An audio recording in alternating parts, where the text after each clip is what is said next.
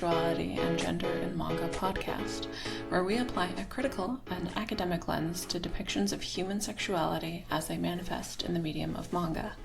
I am Ren. I hold a degree in psychology from the University of Waterloo with a minor in sexuality, marriages, and family studies, and I volunteer with the Sexual Assault Support Center in the field of crisis intervention. My partner on this pod, and in life and love in general, is Dr. J. Andrew DeMann, an associate professor of teaching at St. Jerome's University, and an Eisner Award-winning comic scholar who studies and teaches manga at the university. Hi. Hi. Okay, so today when we talk about Dandadan, we are going to be discussing themes of sexual violence, gratuitous nudity, and just in general sexuality. If any of those things are something you would find upsetting or challenging to deal with, please do protect your own mental health. It's way more important. And then please make use of local resources, like support service centers, like the ones I work for, to make sure that you are taking care of your mental well-being. There is help out there. Please do ask. It is nothing to be ashamed about. Dandadan began publication in 2021 on the Shonen Jump Plus app, and continues to this day as of our recording, with 19 tankobon currently on the shelves, or off of them depending on how well your local manga seller can keep up with the demand. In 2024, a much anticipated anime, complete with theatrical showings in international cinemas, came into being, bringing the series, stories, and characters to new heights of popularity. It is safe, therefore, to say that Dandadan is having a moment as both a popular and critical darling, though not without controversy. And of course, we'll get there. Dandadan is drawn by Yukinobu Tatsu, a creator who, somewhat famously, cultivated their craft as an assistant on some legendary manga properties, specifically Chainsaw Man and Hell's Paradise. Like other creators, as we've discussed, Tatsu maintains privacy and wears a mask in public appearances. Nonetheless, there's a really nice success story here in terms of a much-loved assistant venturing off on their own and achieving wild success with a work of visual virtuosity and unfettered imagination. I don't want to start on the negative. I think it actually makes sense to talk about the things that Dandadan does really well first. Specifically, the relationship between Momo and Okarun is really sweet. Like, it's sickening almost. They have a really wonderful back and forth relationship based off of mutual respect and a little bit of anxiety on each of their parts about the other person liking them.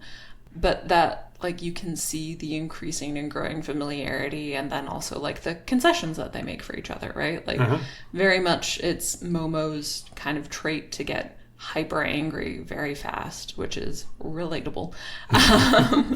But then she actually listens to Okarun and talks to him for the first time and, like, stops when she's not angry anymore, and then often concedes that she was wrong. Not directly 100% of the time, but, like, in the one episode, like, she offers to not walk home with him anymore, and then she rescinds that and is like, no, I was being an ass. So I think it's really interesting, and I do love how awkward it is. I think that's very resemblant of, like, high school dynamics where you don't really know what you're doing and you want to, like, confess your love to this other person, but you're like, do they actually like me? I don't know. Yeah, I'm in the same boat. I think for me, what I really like about the Momo-Okarun relationship is the ways in which it takes a very cliched premise with a long-standing tradition of like representing sexual archetypes in our media and complicates it. So this idea of the nerdy boy who gets with the popular girl, it makes that interesting. For one thing I would note, and I hope you would agree, Okarun is kind of a character that I think it's very easy to understand why Momo kind of falls for him a little bit. He has like a sweetness to him that I think is genuine. I think he's nuanced. He's not perfect. He has these fits of anger as well. Yeah. And I don't know. Like, there's elements of it that are fantasy, sort of romantic cliche, of course. But there's a little bit of, as I said, kind of nuance to it that I find enjoyable. And then there's Momo, who is presented as the popular girl, but she's the popular girl who has, genuine issues going on in her life. And the popular girl who is into some kind of nerdy things. Yeah, well, and then and things that don't really make sense, right? Like, it's very much not the stereotype for Momo to be as quick to anger as she is if she's the popular girl. You know what I mean? Yeah. But then also, like, she's very in her own head a lot. Yeah. In a way that, like, other anime characters that I've seen just haven't been habitually. And then also, like, even though she's very popular, like, we see her withdrawing from her friends at times, which is also just really, I appreciate it because it's well-rounded in a lot of ways. And I do think something else that I really love about Dandadan, they both have romantic rivals, but in very healthy ways, I would say. Like, I don't think either of them likes each other's romantic rivals. No. But I do think, like, there's not active sabotage going on there. Like, Momo's not, like, actively hostile towards Aira unless she's violating a boundary. Right. And she has welcomed Aira into her home on multiple occasions and, like, tried to save her. Like, she doesn't think that because she's also interested in Ogrun that she's invalid as a human being. She just doesn't like her because she's a little obnoxious, I would say. She is, yeah. And then the same thing with, oh god. Gigi. The same thing with Gigi, right? Like, Ogrun realistically has every reason to hate Gigi, but on the train scenes, we see him basically confessing that he realizes Gigi is really cool and funny and, like, kind of charismatic. And then we see them playing soccer in that bathhouse episode that, like, and it's a really sweet moment of, like, they're both competing for Momo's attention, but they're doing it in a very wholesome way in a lot of ways. Like, they're still to some extent objectifying her because they're like, I like her face, I like her eyes, whatever. Yeah. But, like, the first thing that Ogrun says is that he really respects her. Yeah. And I think that's really important. Yeah, I mean, even the adorable Ogrun using his lunch break to get swole so he can be worthy of being with her in his eyes, which is tragic in some ways. And, like, and to protect her, too. Yeah. Because the more he masters his physicality, the more he can do with his ghost form. Yeah. And there's a thing in, I mean, most superhero-y inflected things, including shonen, where the moments of synergy represent a sort of romantic synergy as well. Yeah. And when you have the moments of Momo and Ogrun using their powers simultaneously, it's really, like, romantically fulfilling. Yes. When they're like, let's go. And they do it at the same time, and then they execute some sweet power move that destroys an alien or a witch. No, absolutely. And one of the things I really like about their relationship, I think all of the changes that they make for each other are voluntary and out of respect for the other person. The other person never asks them to change. And I think that's such a powerful thing about love in general, right? Like, I know there's a lot of romantic fantasy out there about, like, oh, I can change him.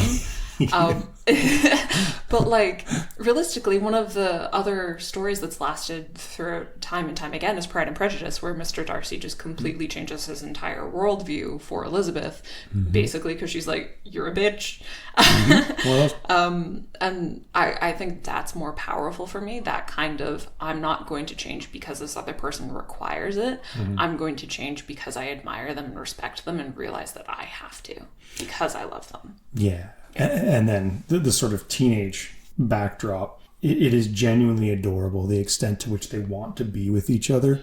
But as you said, they're too clueless to make it happen so many times. Yep. It's practically like Shakespearean, the ways in which they're kept apart, even though you're like, you guys are perfect for each other. Just go to her. Yeah, it is really funny, especially because, like, Momo just self-combusts at any time someone calls Ogrun Ken Takakura, which is hilarious in a different way. But do you want to get into the controversy now?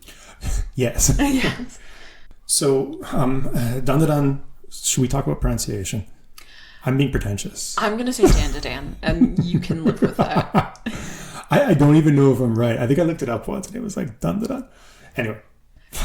That is how it is in the song, but as a human being who's not committed to saying Dandadan, I'm gonna say Dandadan. I've always judged my colleagues who pronounce Jacques Derrida, and I'm like, you're right, but you're also wrong. so I'm being pretentious. That's fine, you're allowed.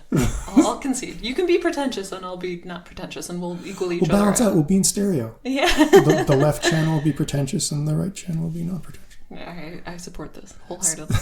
So the controversy around Dandadan, or Dandadan, if you will, is surrounding the concept of fan service, which is a really good outlet for us to be able to talk about this, because this is such a long-standing, let's say, issue, I would say, is fair. Yeah.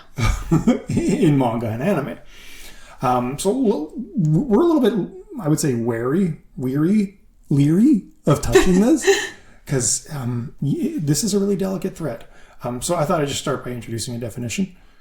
This is from Axel Castellanos, who wrote an article on the subject of fan service. Castellanos says, quote, "We call fan service the insertion of visual motifs specifically designed to please fans of a cultural product. While this can range from long animated sequences to the inclusion of iconic moments, the most common conception of this phenomenon is sexual and erotic. In manga, it is an everyday phenomenon and widely accepted by both authors and audiences as an obligatory resource. Beyond its dramatic role or lack thereof, fan service can become an economic resource that fosters the sale and distribution of the product through visual delight rather than through narrative work." End quote. Mm-hmm. So, I mean, let's maybe start there. How do you feel about this idea of fan service? Yeah, I don't think it's inappropriate for sexuality to exist in spaces, if that makes sense. Like, I am okay if things have sexual elements. I think the issue with a lot of fan service is that it's gratuitous and done way too often to the point where it doesn't make sense in the narrative. Yeah. Like Game of Thrones is potentially an example of that. Yeah. Potentially. just potentially. Just potentially, not at all. But then also, especially in the context of anime, it's often done with teenagers and teenage bodies. Yep. And that I am not okay with. That is a line that should not be crossed, in my opinion. Yeah, I'm very much, I think, in the same boat. I think as like a person who studies stories, I hate when they break the narrative. We talked about the scene in the fifth Dandadan where they go to this haunted house and Momo's like, okay, I'm going to go to hot springs. And you're like, what? Why? Why? Yeah. You're in a haunted, what? Yep. And it was, they wanted a hot tub scene. Well, and a rapey hot tub scene. Well, yeah, and that's the other point, right? Is when violence becomes in the mix as well. And this is a story where characters are routinely subjected to violence, so there's a connection point. Yes. I do also think that like a lot of the contexts that Momo's put in that are sexual are very out of character for her. Like right from the first tankobon, she is put into a situation that is a rape scene, unquestionably, with aliens literally wanting to take her genitals. And then the hot tub scene that we're talking about, like at that point, she has discovered these tremendous psychic powers that she can just bust people's asses, and we see her do it every other episode. But then the second she's too warm, she can't use them and can't defend herself against the very real predators there. But even then, like as a secondary physical aspect, she doesn't attack them herself, despite the fact that she is very willing to punch Okarun constantly. Yeah, the opening scene of Dandadan is literally a guy saying you won't put out, and Momo kicking him in the face for it. So like this is a character who asserts her sexual agency in other scenes. So it's, I don't know. It's gratuitous and it's weird. Yeah. And then like in the tankobon, it's done so that like Turbo Granny can save her. Yeah. But that's BS because she should be able to save herself. So that's where I have issue with it. A, Momo's a teenager and that's not okay. But like B, it's also out of character for her. Like if we're gonna have a character experience and have sexuality, or even in the context of sexual violence, which I don't know that should be shown on screen because I don't know that that's responsible. Right. But even if all of those things are going to be something an author or director or whoever wants to include, they are doing it in a way that is incredibly out of character and unrealistic to what they've previously presented Momo as.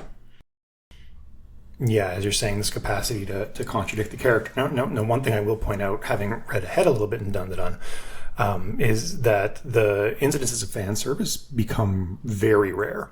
And Momo becomes very much the centerpiece character of the narrative. So I do kind of wonder the extent to which industry forces were involved. Like when we talk about the Game of Thrones model, we know that a lot of like streaming service pilots will feature a gratuitous nude scene, and then sort of like settle down after that. So it's almost like a way to get greenlit, and you kind of wonder if the manga was sexualizing Momo in order to literally build an audience, which is terrible. Not great. No, I do think it's fascinating that would even be a possibility, right? Because like if you, my opinion is kind of similar to like the rules teachers talk to you about with grammar and like contractions. If you can take it out and it's the same thing, then it doesn't matter. Yes. You know what I mean? And I think Dandadan provides a lot of very like good quality content that is very positive and enthusiastic. But then also I know there's also a lot of people who have dropped the series because of that gratuitous sex scenes and the fan service that are happening. Right. They don't want to watch a female protagonist that is borderline raped every other episode. They don't want to watch any kind of content where minors are being taken advantage of.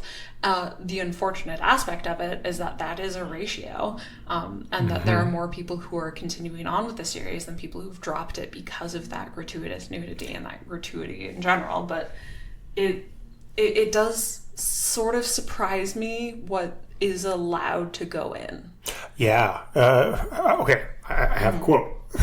Which speaks to this a little bit, and I feel like this is going to enrage you, but that could be fun. I do love rage. So this is an academic. This is a scholar. Oh. This is a professional, intelligent person. We're starting off real strong. And here's what they say about whether or not fan service should be allowed. Hit me with it. In manga. Quote, visual elements such as fan service, while they may seem blatant due to their use in the medium's economic production, have become normalized visual motifs in the grammar of Japanese comics that can be used as building blocks for humor and discourse beyond their purely economic nature. Thus, the authors of these subversive products use the grammar that structures desire and erotic production in manga to denounce the heteronormative nature of most erotic productions, both fan-made and institutionalized, and thus create new discourses that rely on the plural representations of the body and the erotic relationships between the viewer and the content of cultural products. You're right, I do hate that. I've got a worse one. Oh, okay, go ahead. Okay. Desire is to be located in the transitional object, not redetermined as an achieved object of lust. That is, the mediation of desire is the purpose, not the gratification. This mediation, performed knowingly within the interpersonal space of the manga and anime worlds, is the redeeming quality of fan service that points to the hygienic nature of the glimpse. And by the glimpse, they mean of women's underwear. Somewhere between desire and lust, there is a space in which what is experienced is just experience. Fan service is a figuring of this space. That guy has a PhD. Okay, so that's a lot to unpack. It's so much. I think it's BS, hardcore, for a variety of different reasons. One, I think both of those authors are ignoring the cultural consequences of those things. Two, I can't help but notice they're not mentioning the ages of the characters involved. Very frequently, anime takes place in a high school setting, which is something that you and I have expressed frustration about in a lot of instances. Like, why are the only people in the world teenagers? Exactly. But, like, they're taking it out of context, and I don't even think that there shouldn't be sexuality displayed in media. I think that has a place. But I think it needs to be done responsibly and within the context of what they're presenting, right? Like, I wouldn't ask a romance novel to not have a sex scene. That makes sense in that context. Of course. But there is such thing as an appropriate context, and I think the thing a lot of viewers end up asking themselves is is this the appropriate context? And more often than not, I would argue that in anime, when we are just casually watching, that it really does feel out of place, right? Yeah, and I think we talked about this as well. One of the things that I find, let's say, egregious about Dandadan's approach to fan service, and I already mentioned it with Momo just randomly going to a hot spring, but the scene where they're like fighting in the underwater in the school, and Momo's like, "Quick for water resistance, take off your clothes," and you're like, speed, and like that no, that's pretty minimal in light of the forces that you're doing. So like. Yeah. I think what that does is that kind of maybe speaks to these quotes, this idea that, quick, give the reader what they want. You know what I mean? And it's often, as I said, at the expense of the narrative. I am totally okay with displays of sexuality in the right context. I'm even okay with sexuality, as you said. Like, I think it's a part of a high school experience. But it's a question of, like, how that sexuality is portrayed and who it's portrayed for. Yes. That makes it kind of thorny, let's say. Yeah. Like, I feel like the author is basically making the judgment for both of those quotes. That the authors are basically saying that I think they're taking both of those things out of the context of people watching. Like, if we are talking about Momo and Ogurun's relationship, like, they, as teenagers, probably are going to engage in weird sexual shit. I think everyone does when they're a teenager. And the people who don't, don't for their own very personal reasons, and they're allowed to do that. But, like, putting those things in the context of an audience changes everything. Right. You're asking people to engage and to watch and implicitly telling them that it is okay to. Yep. And so we have to be very careful about depictions of sexuality in the media, especially when it contains violence towards women, or violence towards any individual, right? Like even when we're talking about Okurun, like, he has his whole set of genitals taken away from him by an old lady who's obsessed with taking penises away from men. So, like, that's really weird. And it does kind of leave us in this weird space of what is this condoning culturally? Yeah. And then also, like, what is this condoning even individually for viewers to engage in and watch in? And it's also done often in the sense of shaming that character, which is not okay, I would argue. Even if you're going to include sexuality, I do think that there are aspects of it where, like, there are judgments made about different things, right? Like, Okurun being too nervous to pee in front of Momo because he has to, otherwise his junk doesn't exist. Like, that's really weird and kind of a very shaming situation to bring into something. Yeah. I'm going to give one charitable read on this. That I kind of like, and it is specific to Okurun. So again, the double standards in theory and play. One of the things that I like about Okurun's sort of awkward relationship to his own genitalia is I think it does suit the pubescent metaphor that it's working with, and him feeling sort of aware of that, and how humiliating that is, and having that coincide with his romantic feelings for Momo. Yes. But that doesn't defend your point. No. That just maybe adds a symbolic layer to it. Yeah, I do think the overall awkwardness that both of them display in terms of their emotional journey with their sexuality make perfect sense. I think the things that are displayed for audience consumption about their sexuality fall into a violation category, unfortunately. Yeah. Which is shitty, because I really like Dandadan. I know, and this is the thing, right? This is the issue with Dandadan. So I'll give you an example of a very sexually charged moment that I kind of like, but I can't like because of the audience factor. The scene when they're in the school, and for really dubious reasons, Okurun is naked, and Momo is in her underwear, and they're underwater, and they have this, like, kiss. And the way that the sexuality works for each of them, I don't hate that image. But then you draw back and you think about, it doesn't just work for them, it works for the audience. It's there for the audience. Yeah. And that kind of ruins the romantic element of it. Yeah, and then we have to kind of ask why an audience wants to get their rocks off to teenagers. Like, it doesn't. It's a big question. It's a big question, and like there is an argument. Like, I am okay with teenage sexuality being produced for teenagers. Right.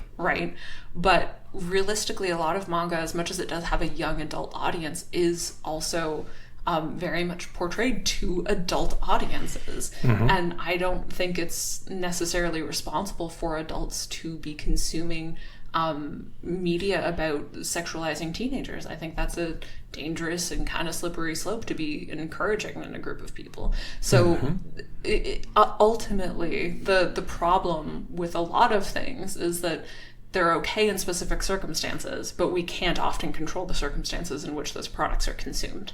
Yeah, exactly. I'm sure there are a lot of teens who read Dandadan, but like we talked before, the defense of Dandadan is it's a fantasy series.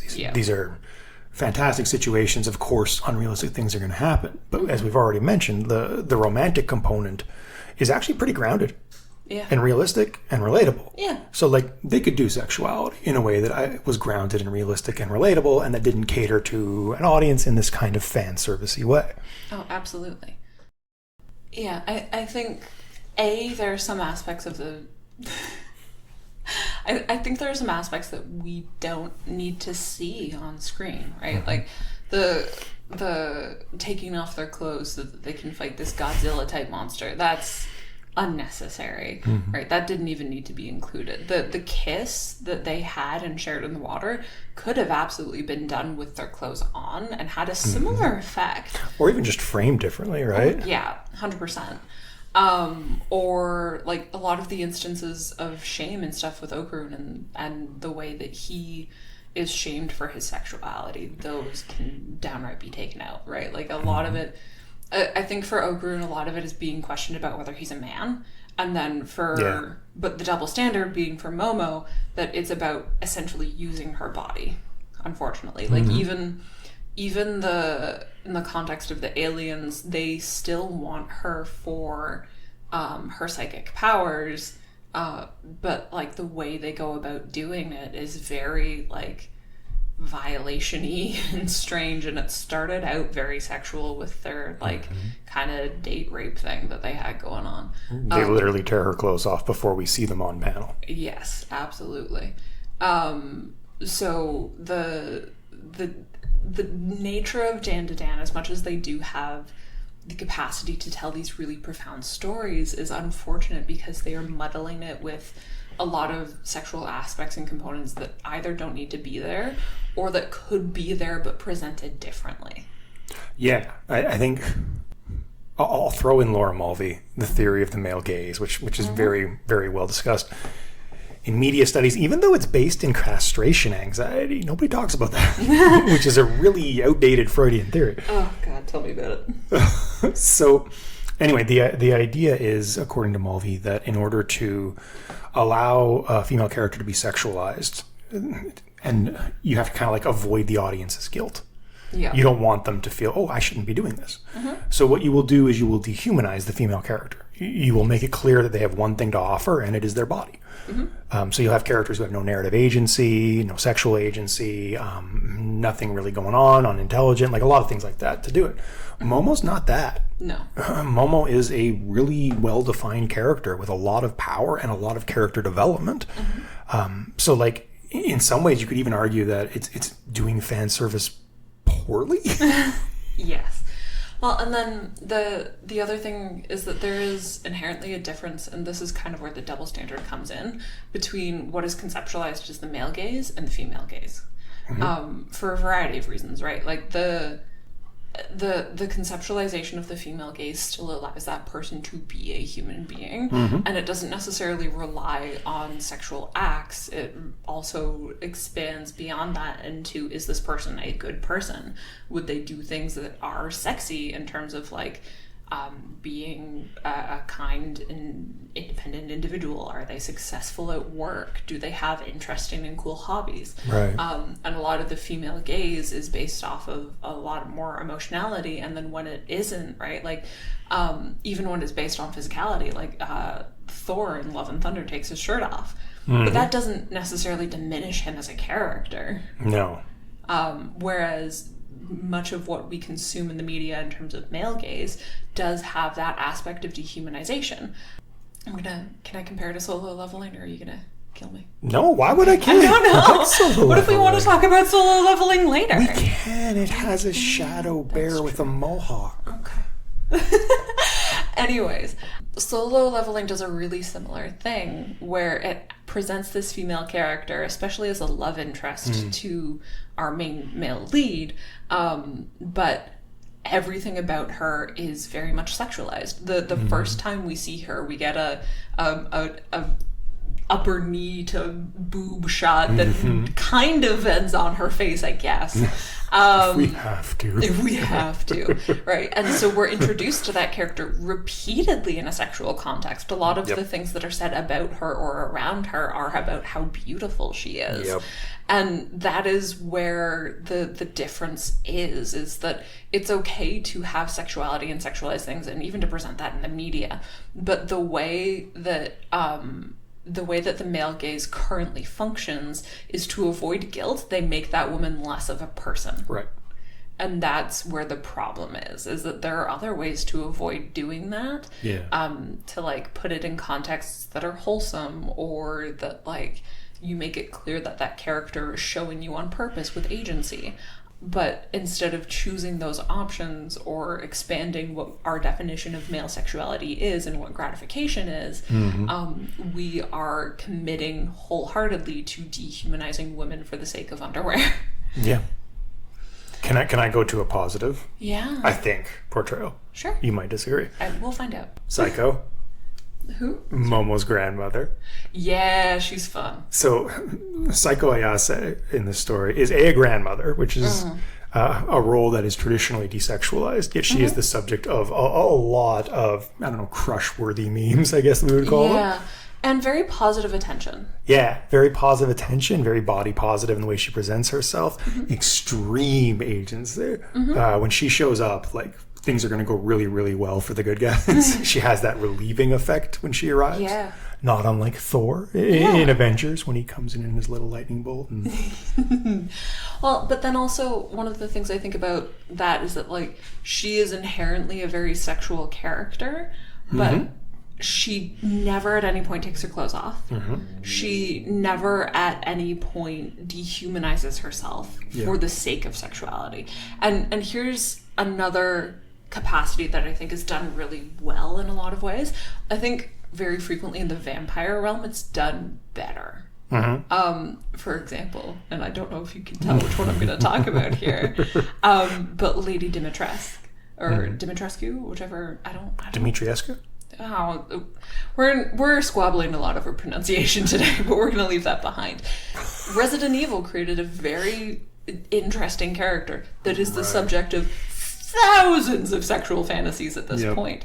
But again, she doesn't take her clothes off. She is a person who holds a lot of power in that universe. And then also, like, even though you ultimately defeat her and, like, even though that's planned by other forces, like, it doesn't diminish who she is, really. And, like, she has character. But she strives to protect her daughter. She is a functioning mother. She does a lot of things. She's scary as fuck as well. But, like, she isn't gratuitous. So it's very possible for us to have positive examples of sexuality and female sexuality that do lead to a lot of fantasy, especially by male individuals. But, like, you can do it without being an asshole. Yeah, and particularly examples that move outside of type and find new ways to create sort of sexual images or fantasies. Yeah, so I like Psycho for that. I also think it's important to note that Psycho is connected to Momo. Yes. It's wrong to assume that someone will be just like their grandmother, but you look at Psycho and the way that she is and the way that she raises Momo, and you're like, yeah, that makes sense to a lot of Momo's characteristics. And then the other positive one that I wanted to bring forward is Turbo Granny. So, interesting. I might disagree with you here, but go on. I'm ready. So the whole thing about Turbo Granny stealing testicles as a source of power, I like it in the context of Turbo Granny as someone who is a guardian figure or an avenging figure for abused women. To that, I think is kind of cool when you unpack it, but I don't think it's centered enough in the narrative to be as cool as I want it to be. Here's my thing. Yes. I am perfectly okay with that to an extent. So unbeknownst to our audience members, I have actually done an entire presentation about female violence against male perpetrators for the sake of retribution, and I'm all for it.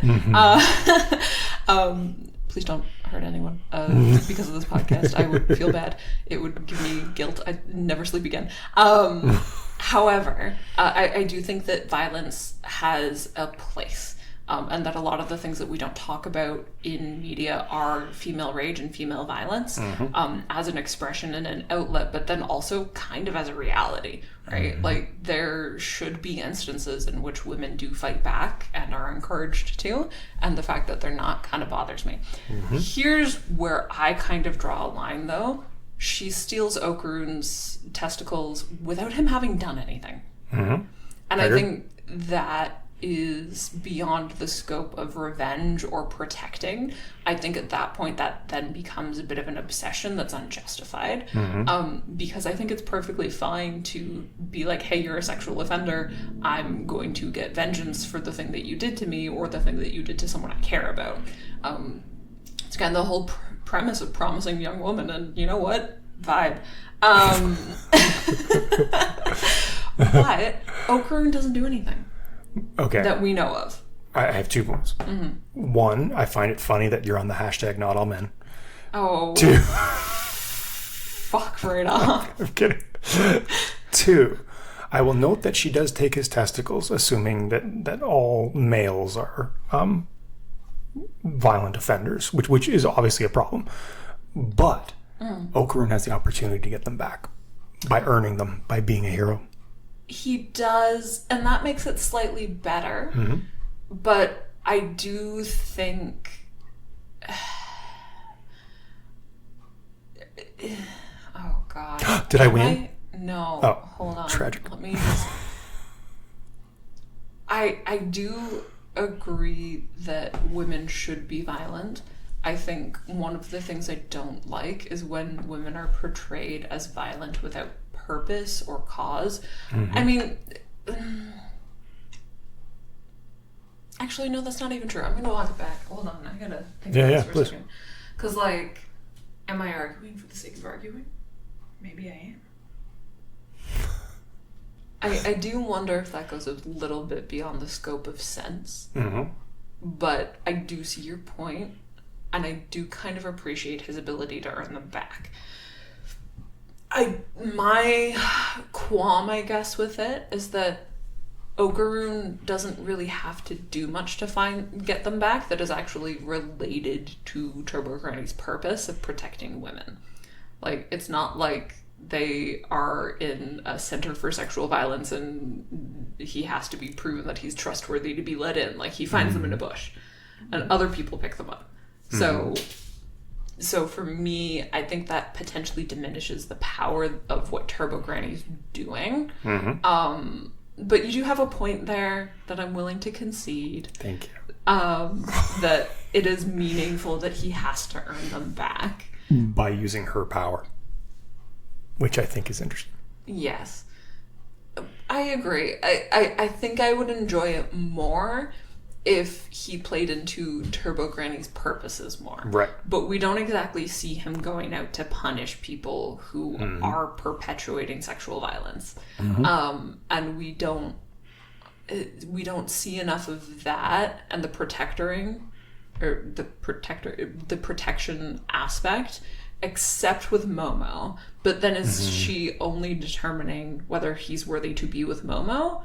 Is that the test? I don't know. Like, I think there's room to see them intersecting, but I don't know if that was the plan. Well, and then Turbo Granny independently as a cat figure is very protective of Momo, especially in that gratuitous hot springs scene. Turbo Granny is the person who gets her out of that situation. Yeah, Turbo Granny has seen too many women hurt before. Yeah, I think that's not willing to tolerate it. Yeah, I do overall like Turbo Granny. I think she's a little misguided as a character. I can accept, given the points that you made. Oh, it feels wrong to agree with you. It does. I know. I'm sorry. Oh, no. I can accept that, like, within her narrative as a flawed human being, in theory, or I guess as a ghost, that she is trying to do the right thing and that her motivations are very acceptable. And again, like, I'm all for the violence. I think there should be more depictions of women as violent in general. I think it's healthy. And I think a lot of it, especially in the way that we portray violence in the media, is violence is sometimes equivalent with agency. But yeah, and I do really like Momo's use of violence.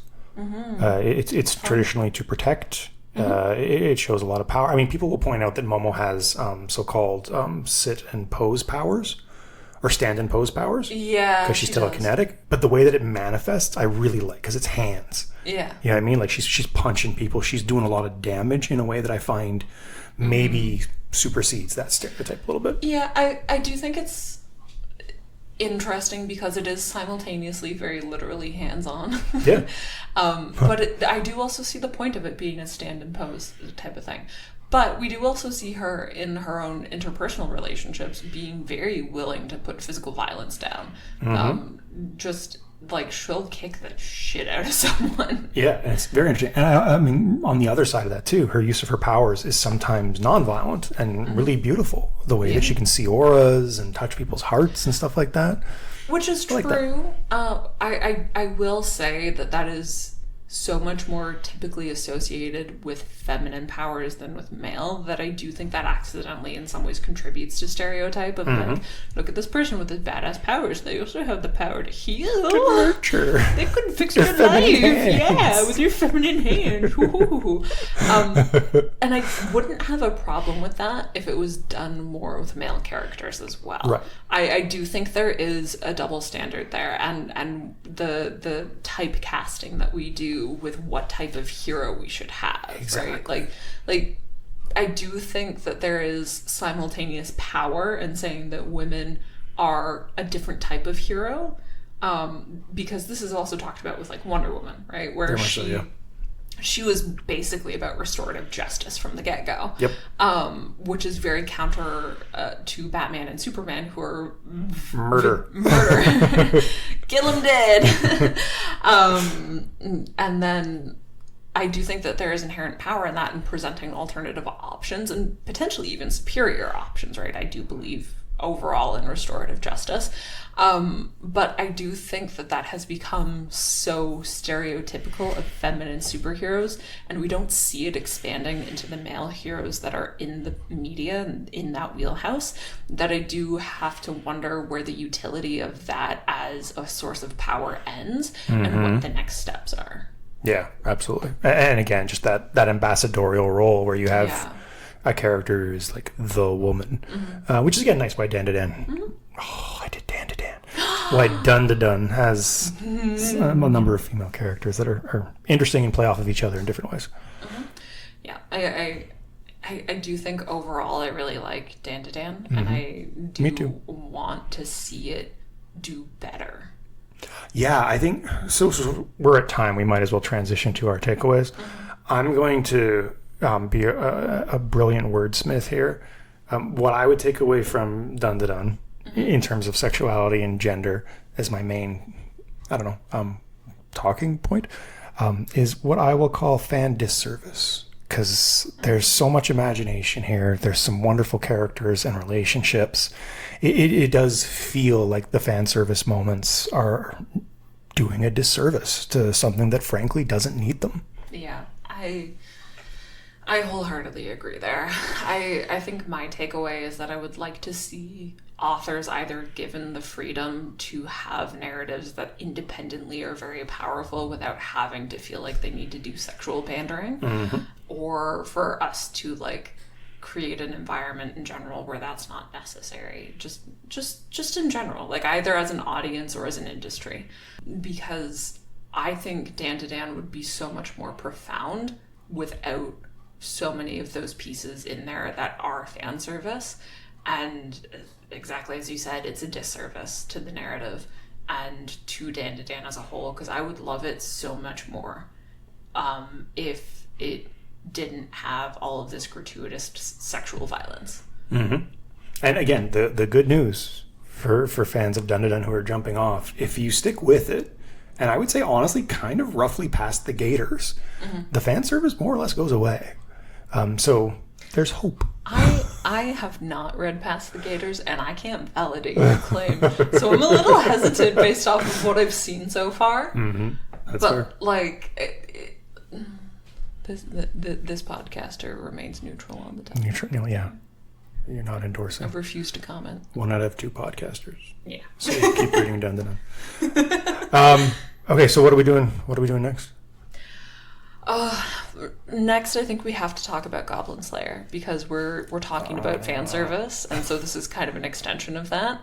Goblin Slayer, we both unanimously hate. So buckle up for that one, buckaroo. But thank you for joining us, and we'll talk to you next time. Thank you for listening. I'm sorry my partner called you buckaroo. You better keep that in there. Me sounding offended.